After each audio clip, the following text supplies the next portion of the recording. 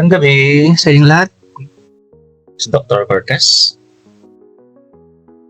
And today, tutuloy natin yung ating discussion sa nakaraan. Di ba we started last time yung topic about safety and security, di ba? So ngayon, tuloy natin sa emergency response.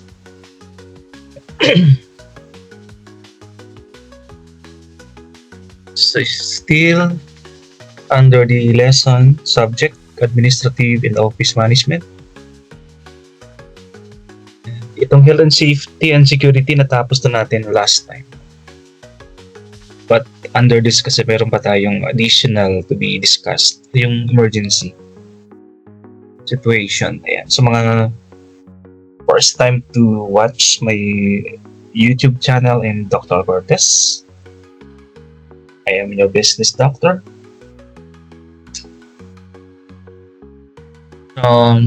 Just want to reiterate the learning outcomes na pinag-usapan natin nakaraan. So we already talked about the importance of workplace safety regulations and their role in preventing accidents and injuries. Also, we identify key workplace safety standards and regulations last time. We demonstrated the ability to identify common workplace hazards such as electrical risk, sleep, fall hazards, ergonomic issues, and fire hazards. So using these learnings and skills from last week in today's lesson, as an office management personnel, you may now propose strategies to mitigate or stop workplace risk and ensuring compliance with safety protocols. Sorry. So last week, ito ating first the first bullet, workplace safety. And today, ito natitira nating hindi pa natin natapos last week is the emergency preparedness.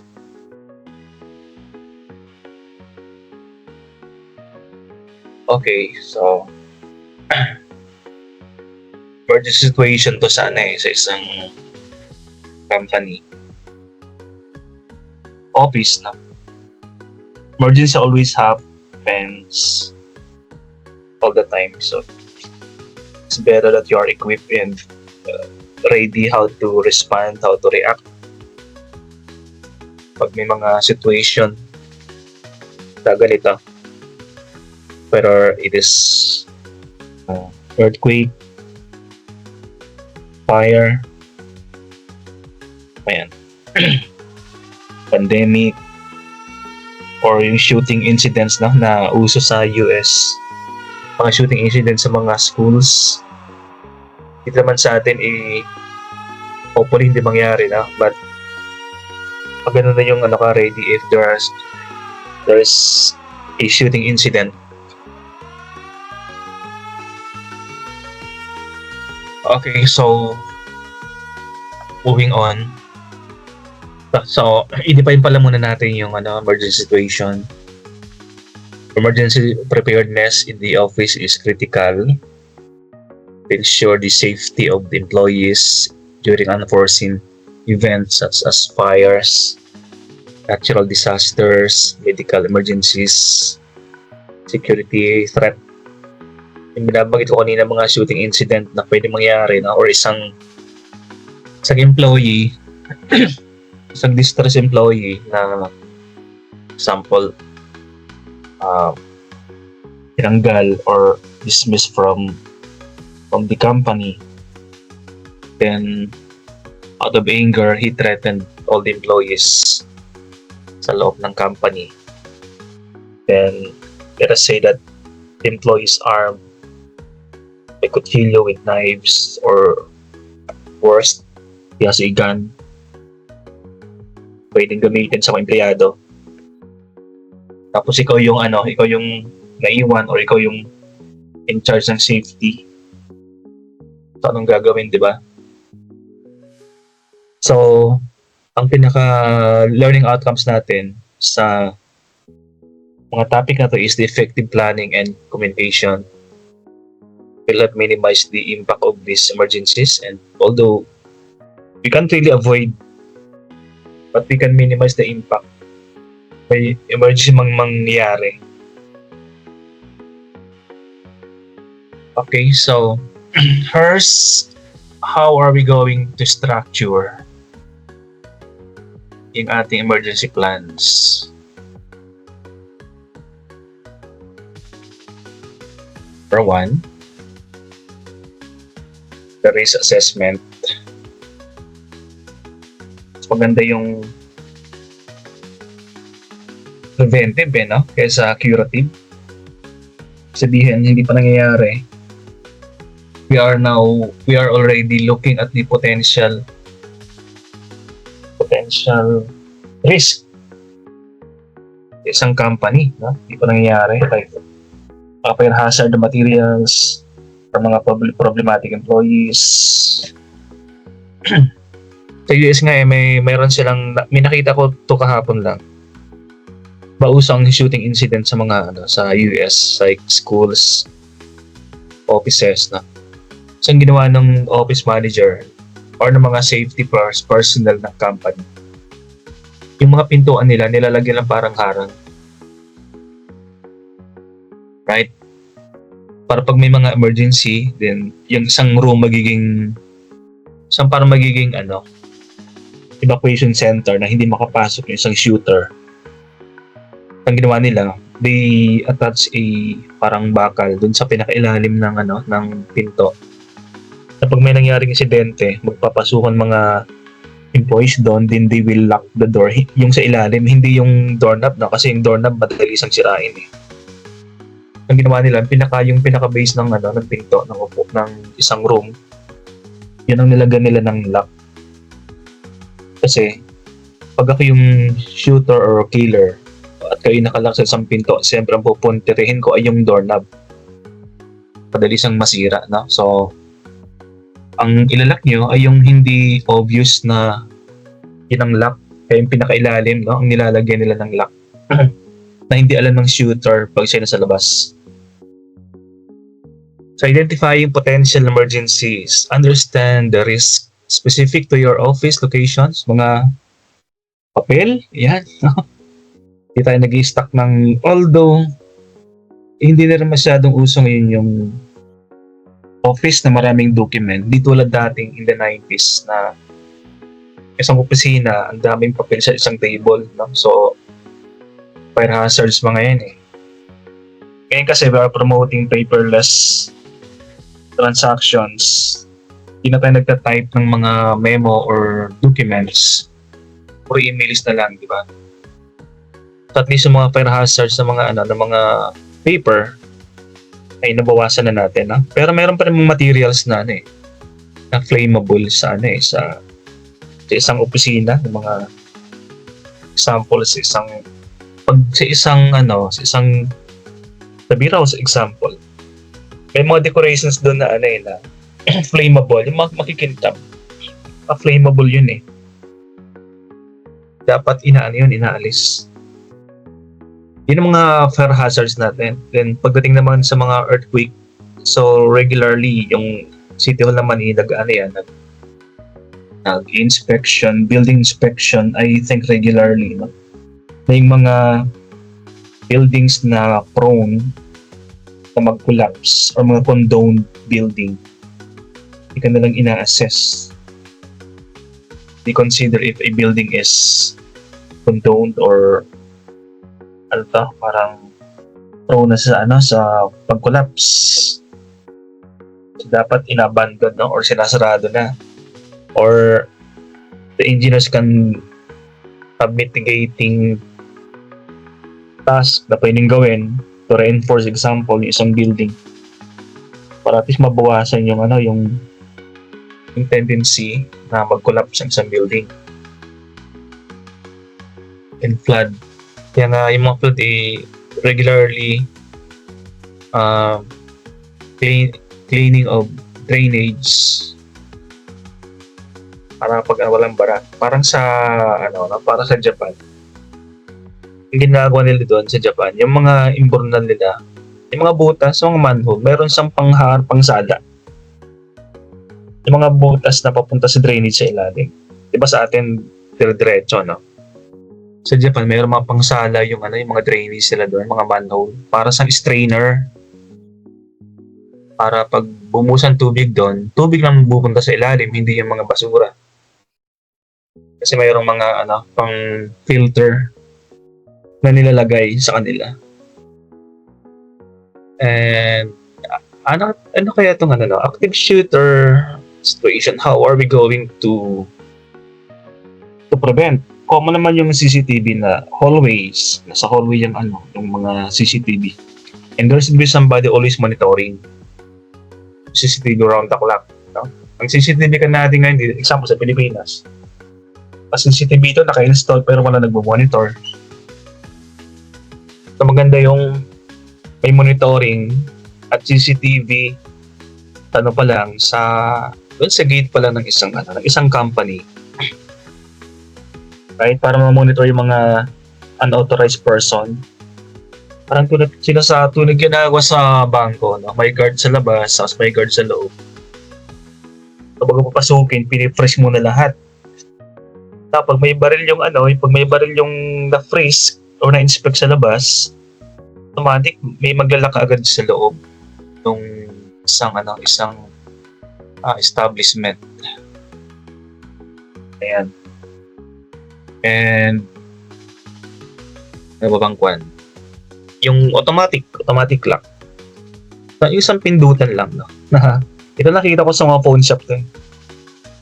Kapag may isang emergency exam, may hold upper sa loob, nakapasok.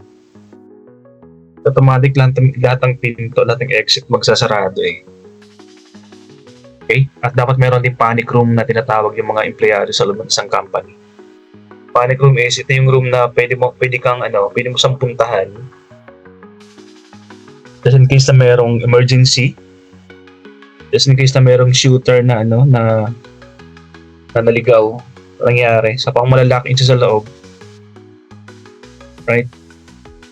And yun nga, sinasabi ko kanina, yung may isang common area na doon pupunta yung mga At gusto nga i-propose din yung isang hallway, kasi yung isang killer, isang shooter, pag pumasok sa isang establishment, hindi naman kaagad sa room pupunta mga yun eh. Siyempre, hindi niya kabisado mga room. Magpapaikot-ikot yan sa mga hallway. Isang company, for example, nasa corridor.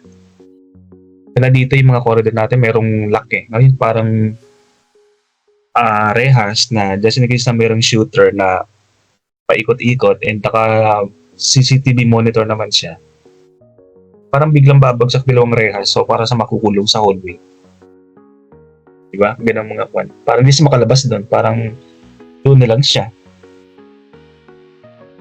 Okay, so next natin, mga hazardous materials, no? Na pwede nating pwedeng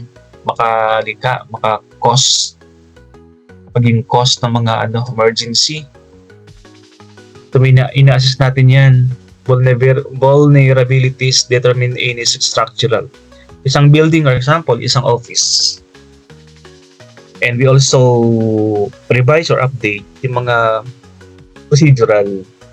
Kung merong lapse mga procedure na yan dapat pinapractice, sinisimulate ng mga procedure kung applicable talaga siya o tama yung mga procedure. Kasi baka vulnerable sa error sa isang procedure, hindi pa siya nangyayari, dapat ginagawa na sa paraan. Or mismo mga personnel ang vulnerable, hindi alam, wala lang skills, kinakabahan, hindi alam yung gagawin. Although may procedure, pero yung personnel ang may error. hindi alam yung gagawin or hindi sila trained pag an emergency. Yung emergency pa naman, hindi siya nagpapaalam. Anytime, emergencies can happen. So, yung practice din, anytime. Ito yung annually, no? Kakalimutan annually. Pag annually kasi nawawala yung momentum eh. Maganda yung quarterly, merong simulation, drills. No? Para yung momentum ng ng training, nandoon pa.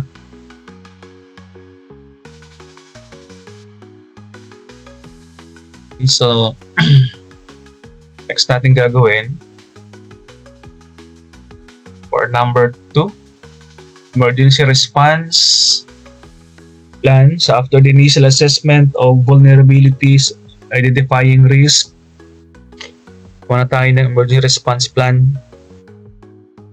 Ang common naman sa atin ay yung earthquake and fire accident. So that meron daw evacuation procedures. Example, sa lahat ng company, sa lahat ng office, lahat ng organization, develop a clear evacuation plans for different types of emergencies, ensuring exits are well marked and accessible. So, nang ginagawa natin dito, meron mga personnel na ina-assign sa bawat task. May example sa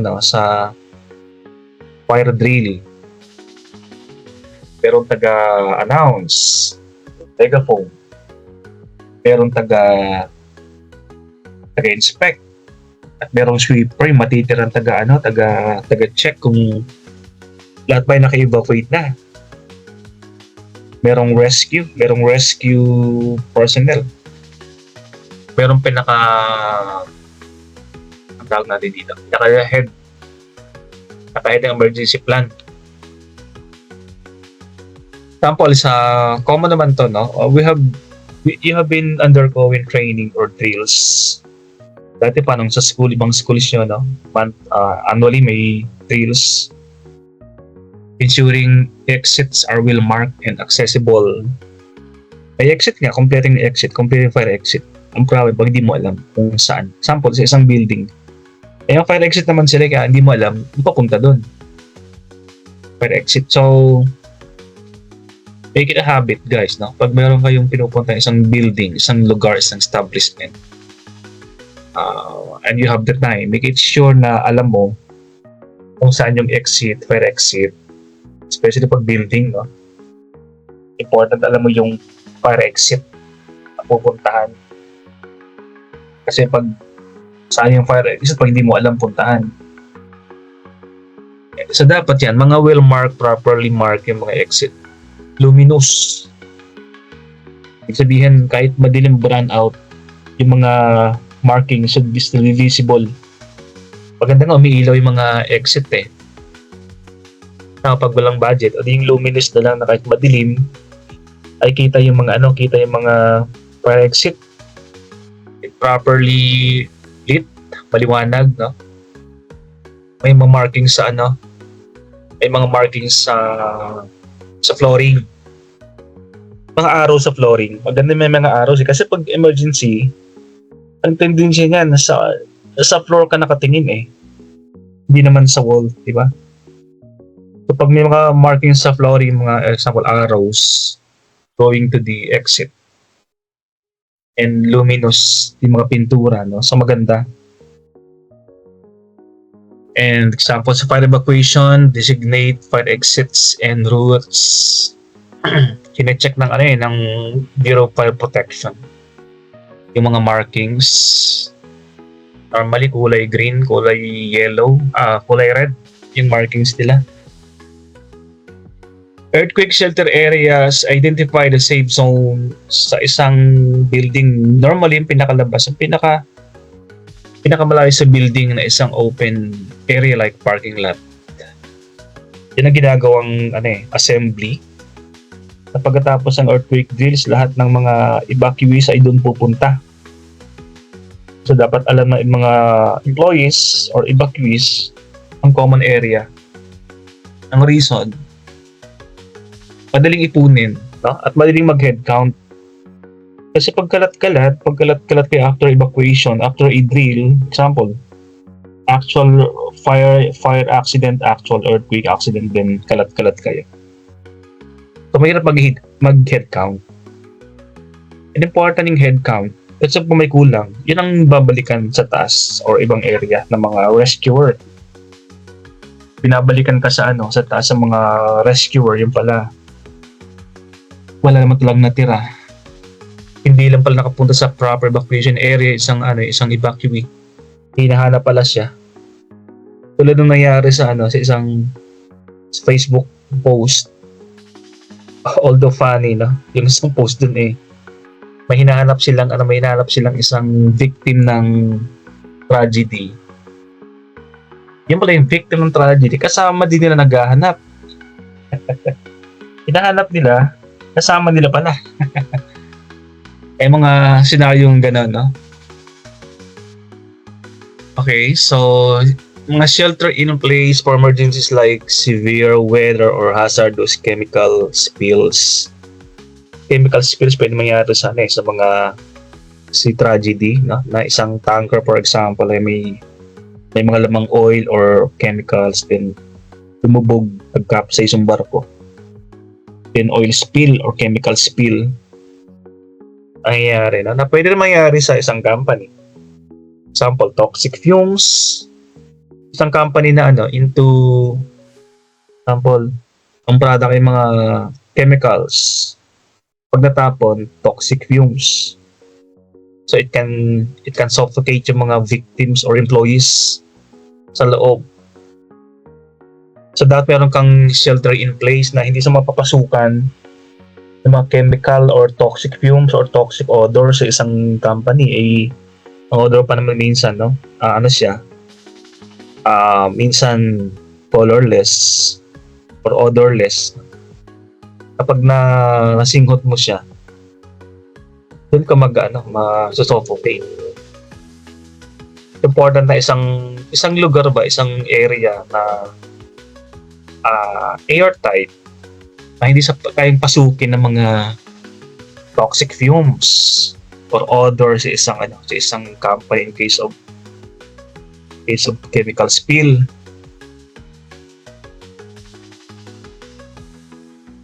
Number 3, ating emergency situation, emergency contacts, maintain a list. So, have this in your cell phone or sa isang company, i-print ito. Mga listahan ng mga emergency numbers, have this printed and display in a prominent area sa loob ng isang company like the bulletin board or isang common area, no? Huwag sa cellphone. Although it is good that you have this in your cellphone. Pag emergency kasi maghanap pa cellphone mo, no? Hindi mo alam kung saan nakalagay sa cellphone. O pwede naman sa laptop, sa computer, yan lang. Maghanap ka pa. Pag isang tinginan, print in bold letters sa mga emergency numbers. Example ng mga emergency numbers that you should be maintaining, yung Bureau of Fire number, contact number, the police station number, pinakamalapit, and the medical. Although sa atin, starting 2016, meron na tayong common emergency number na 191. Di tulad dati na iba yung number ng Meralco, iba yung number ng police, iba yung number ng ambulance, Bureau of Fire Protection. Ngayon, 191 ating dinadial Then sila magko-connect sa mga depending on what type of emergency you have. Police ba, Bureau of Fire, or poisoning emergency. Pag poisoning remedy, yung may nabibiling yung ang tag dito, yung charcoal na ihali yata sa water. Pwede siyang maging ito sa charcoal na ito pwede siyang first aid sa poisoning. Kapag walang charcoal, di gatas lang, no? Important mahaluan lang or ma-reduce yung dami ng poison. Okay. So, ayan. May notification system din, part ng number 3. Ano bang gagamitin? Yung common naman, yung public PA, yung public address system sa isang company na talagang alam ng lahat. So there should be somebody who is in charge of the notification system. Is siya mag-announce sa company. Example, yung company ay 10 palapag, 10 story ang malaking company. So dapat yan lahat ng floors, lahat ng department ay nakahook doon sa notification system. So isang announce lang nung person in charge about emergency.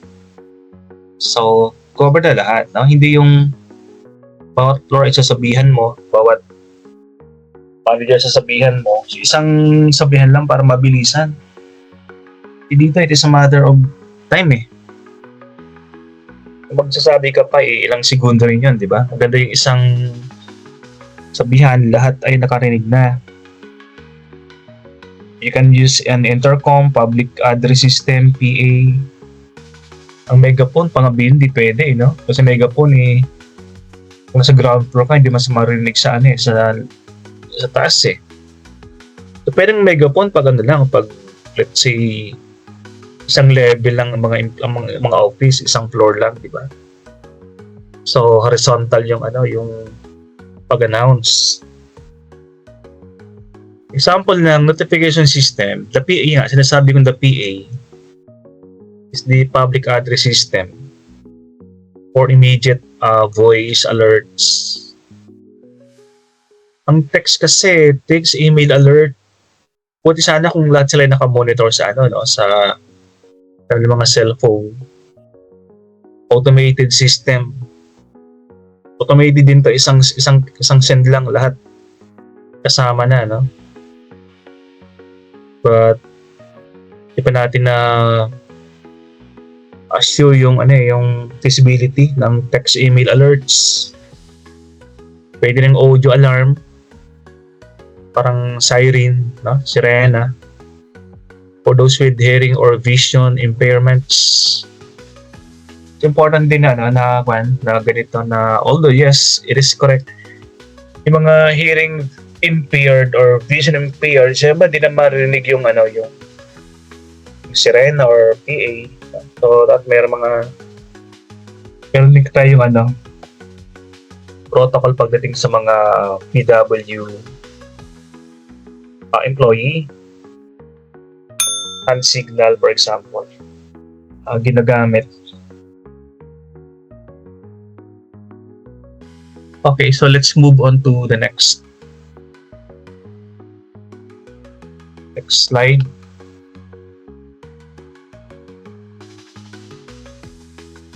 So ito yung yung study kaninang emergency number sa Metro Manila.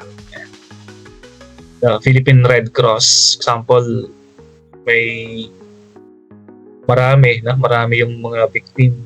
So 143. Ito yung mga accident na humanitarian aid. Example, in a one place, may mga kailangan ng maramihang food, supplies, medical supplies. Sa Red Cross, blood donation, example. So dial 143, that is nationwide. Ibig sabihin kahit saan ka, you can dial 143 for the Red Cross. So lahat naman ng numbers na to, emergency numbers are nationwide, kahit saan. The same number for all the localities from Luzon to Mindanao, 143. Pag PNP naman, example, may gulo, crime, hostage situation, emergency and hostage situation na pwedeng mangyari, no? The PNP, so 911 needed yan if we need police intervention, violence against women. Yan, example, may may crime na ongoing crime. Tawag di sa crime ongoing crime or crime in progress. Ayan. So we need police. Or meron kang papahuli, no? Na suspect. Kapag sa naman, pag sa fire protection, ayan, 911 din siya. So PNP and Bureau of Fire Protection and DOH, parang 911. So firefighting and medical emergency, example food poisoning, may nakagat ng something or animal bites. So 911. Pag sa COVID naman, specifically COVID-19 emergency. So 1555. Pag National Center for Mental Health naman, for example, victim, may mentally disturbed na patient. Mental health, when it comes to mental health, 1-800-1888. Now, yung National Complaint Hotline, generic to eh. If you want to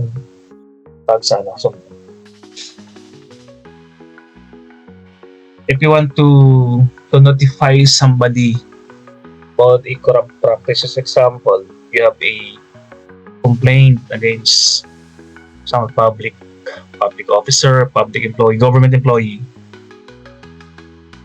So 8888 tinatawagan. So ito ay specialized na dito, no? 888 is for example, public service, complaint or not. Yan, mga employee ng government, and you have a complaint against them. So 8888. So yung mga emergency contact number sa nationwide. And number 4, training and drills. Fire drills regularly. If you can do this one quarterly, every 3 months, no? Regularly schedule fire evacuation drills to ensure everyone knows the exits and procedures. Yan, para refresh palagi, no? Pag isang taon kasi, nakalimutan natin yung mga procedure eh. Patala na tayong we don't have yung momentum nga, yung guts natin. Pag annually yung ginagawang training. Sa training, maraming pwedeng gawin sa training. Example, pag backways, train pag example, run out, how do you go around in one room pag run out. Kasi kung may sunog, pinapatay kuryente, di ba? So, automatic run out yun eh. Then how you move around? Dapat hindi nawala yung ating orientation. Dapat mentally kabisado mo yung isang room. Kasi pag burn out, nawawala na tayo, hindi natin alam kung saan yung pintuan, di ba? Paikot-ikot tayo. So pag may sunog, yan, maraming natandaan tayo, no? Pag may sunog, punta ka lang sa wall. Okay? Then pag nasa wall ka na, kapain mo yung wall, paikot ka, either papunta ka sa kanan or papunta ka sa kaliwa.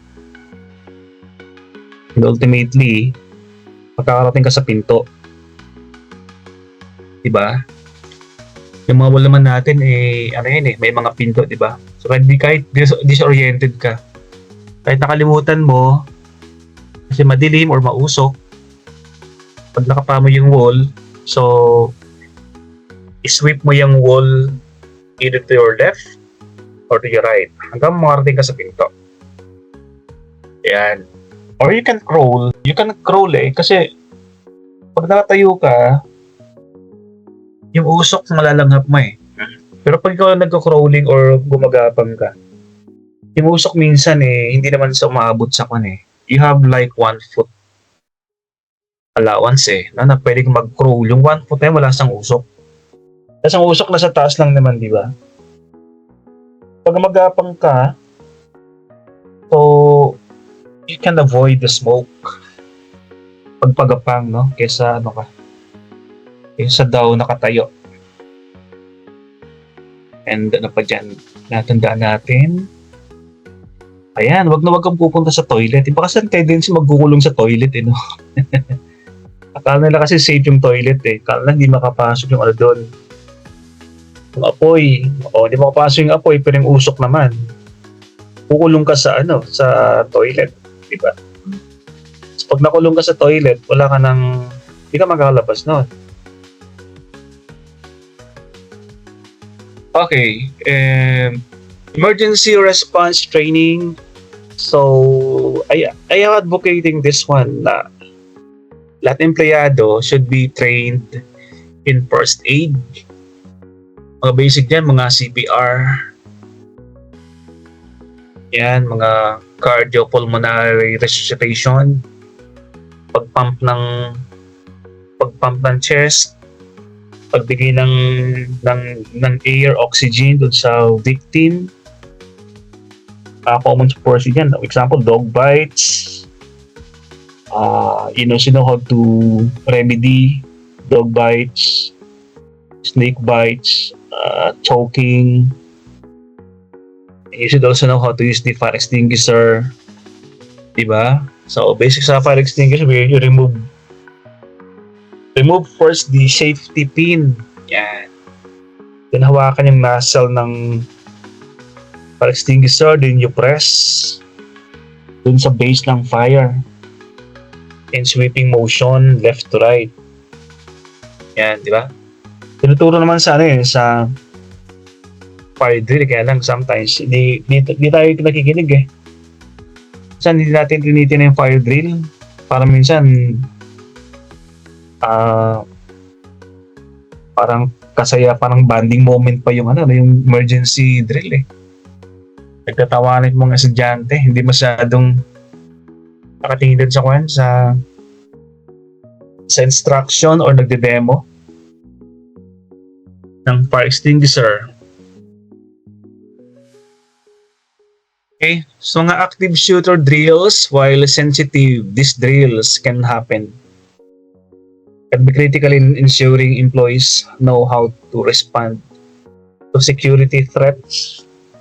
So at least sa isang office ay merong isang tao na can handle situation like this, like negotiation with the shooter. Example, sama natin dito yung mga hostage taker, right? Na they know how to negotiate. They know what is the behavior, what is the proper behavior to be shown dun sa hostage taker or active shooter. Ayan. Or at least isang company, isang office na merong self-defense man lang na gadget, at least malakas ang loob natin pag meron tayong hawak na self-defense. Example, stun gun, pang electric baton or ganon, di ba? Pwedeng gamitin, or pepper spray. Pwedeng gamitin sa mga hostage taker just to delay, no, yung kanyang advance paglapit sa mga possible victim. Designate emergency leaders, appoint individuals or teams responsible for managing specific emergency situation. Example, sinong taga-rescue, sinong taga-announce, yan, sinong taga-search. First aid responders, meron din, no? Sa isang company kasi, especially pag masyadong marami na yung isang mga empleyado, like pag uabot ng 100, I know based on the labor code, they are now required to to have a nurse. Pag masyadong marami na, they are now required to have a doctor sa loob ng isang company. Pag masyadong marami empleyado ha, required na yun ng labor code eh. Yan, so yung mga common na mga common na officer na ilalagay nyo: rescuer, communication officer, responder, the first aid giver sa isang emergency situation. Mga key individuals na dapat meron.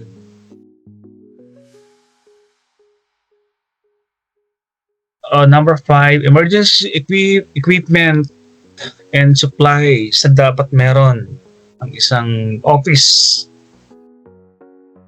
Sa bahay din meron din dapat to ha. First aid kits.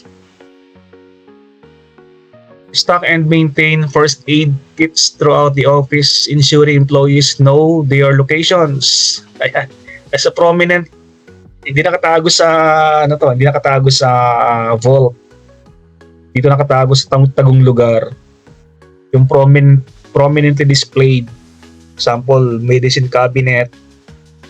Isang laboratory, nasa wall lang to eh, no? Mga computer laboratory, nasa wall ng mga medicine cabinets eh. Very prominent, alam kaagad ng lahat kung saan siya pupuntahan. Yan. And also, bawat room, fire extinguisher. Sa isang university, bawat room may fire extinguisher. Bawat office mayroong fire extinguisher. And smoke alarms. Ensure extinguishers are accessible, hindi pa stale, hindi pa expired yung laman. Well marked, and that smoke detectors are functioning properly. So tinetesting natin palagi yung mga smoke detector kung gumagana pa ba. Kasi wala siyang silbi if hindi na siya gumagana. So we should be testing regularly yung functionality ng mga smoke detectors natin. May dalawang klase ng fire extinguisher, yung kulay green, tapos yung red. I know the kulay green is for electrical types of fire.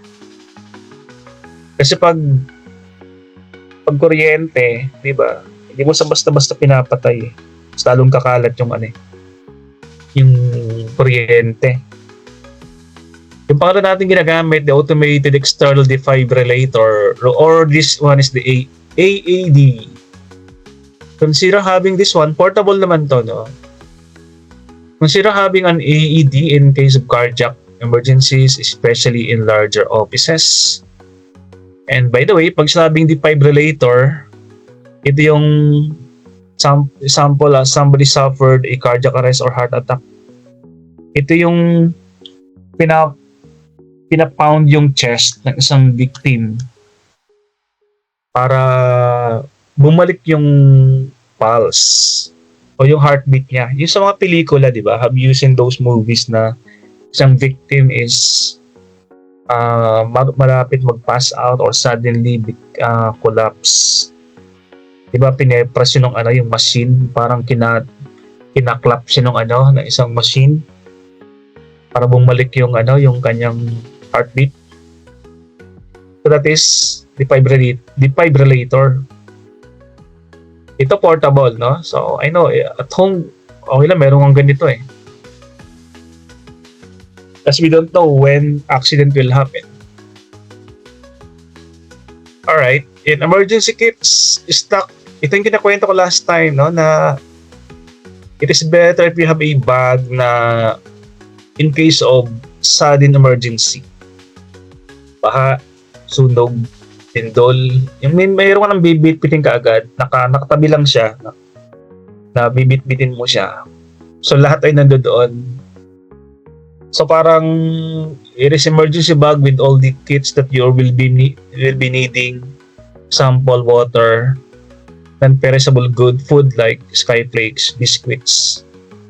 Important yung flashlights and batteries or cash, yan, damit or whistle dito in case employees need the shelter in place for an extended period. Ayan. So, palagi maglagay ng skyflakes. Sa ilalim ng mga bag, no? Yung mga common, pwedeng dagdagan yan, no? Pwede mong dagdagan yung laman ng emergency kit mo, eh. Pero I know those are the most basic na dapat meron ka. Okay, let's move on. Number 6.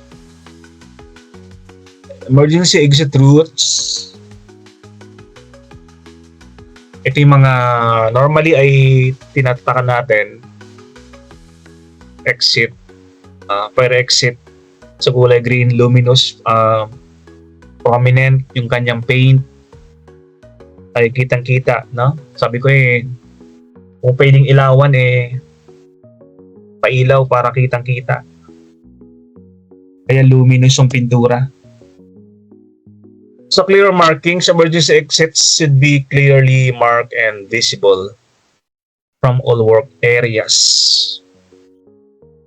Yan. So make it a habit, guys, no, na if you are new in a building or establishment, example, nagbibisita ka lang or you're going to extend for a couple of days, example, hotel.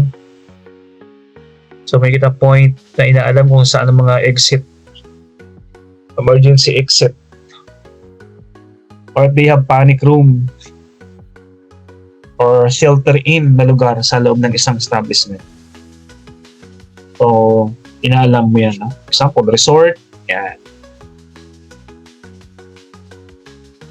Okay, yung mga PWD naman, accessibility is also important sa mga emergency. Hindi lang naman kasi mga able person yung nandoon eh. Of course, we can run. Pero paano mga PWD? Okay, so in your company, ensure that emergency exits and routes are also accessible to people with disabilities. Meron naman tayong RA Republic Act para dyan na lahat ng mga establishment ay dapat merong wheelchair ramp or rampahan. I forgot the kung ano Republic Act, but I know meron tayong RA para dyan.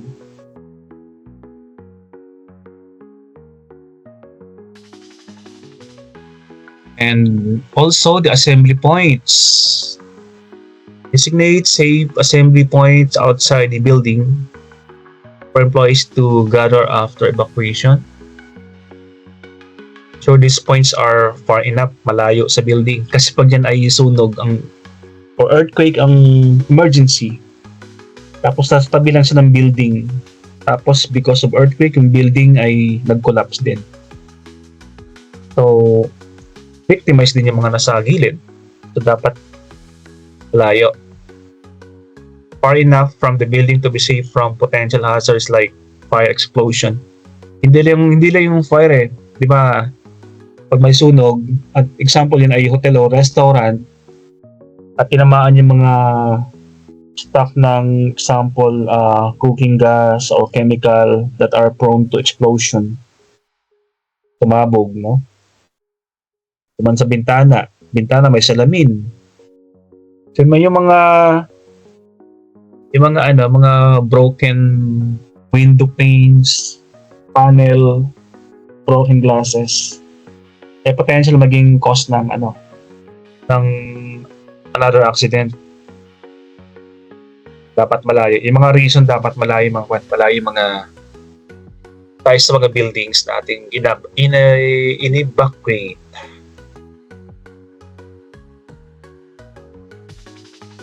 Alright, so 7, post-emergency protocols. Maraming pwede mangyari after an emergency. Kaya meron tayong dapat gawin. Example, head count. Sabi ko magandang magbilang sa isang lugar na lahat ay doon pupunta. Kaya sabi ko kanina pag iba-iba yung evacuation area, tapos nag-head count ka, tapos kulang ng 10. Yung pala yung 10 ay nasa isang in another evacuation area. Sabi mo, oy, kulang na 10. Balikan sa building. Diba? Yung building nasusunog. So, bakit mga nag-rescue ay maging victim pa, maging another victim because of error na nasa labas ng pala lahat. Hindi nga lang pala sama-sama. So conduct a roll call, you can do this, hindi naman isang mag-ano dito, hindi naman isa lang mag-head count dito eh. So, di ba, may kanya-kanyang department. So kanya-kanyang bilang. Para yung mabilis ang pagbilang, no? Then you will just combine the total. So, conduct a roll call or head count and assembly points to ensure everyone has safely evacuated. And medical attention after an emergency. Meron diyang napilayan, may tinamaan, no? Or mayroong trauma o inatake ng asthma. Inatake ng nervous breakdown. So we need counseling, psychological counseling. Or pag meron naging victim ng ng physical injury. So kaya meron tayong mga nurses isang company, no? Medyo malaki. Or pag walang nurses, as nasabi ko, no, na at least marami ang nagtitraining sa first aid. Kahit hindi ka nurse, important or it is basic or beneficial if nagtitraining sa Red Cross in handling situation like this. No? Paglagay man lang ng benda, no, or mga goose, proper washing of the wounds. Kapag tourniquet lang man lang ng mga victim or counseling or mga inatake ng asthma, we know how to do first aid.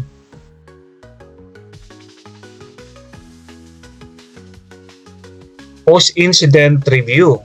Conduct a debrief after the emergency to assess what went well, what did not, and how to improve.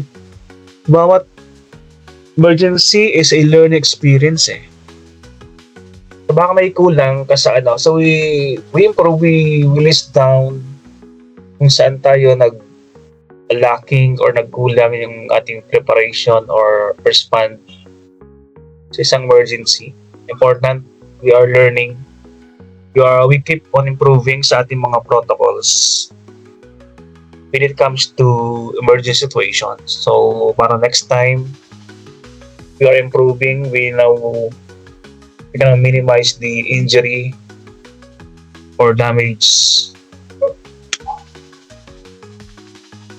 Okay, let me see if that is my last one. Oh, right. That is my last one, my last slide. And I want to Google for all the photos I used in the presentation. And to all of you who have been watching my presentation, my video recording, pa-subscribe naman po sa aking video, sa aking YouTube channel. And thank you for your time, guys, for watching my presentation, and see you again next time sa aking mga video recording.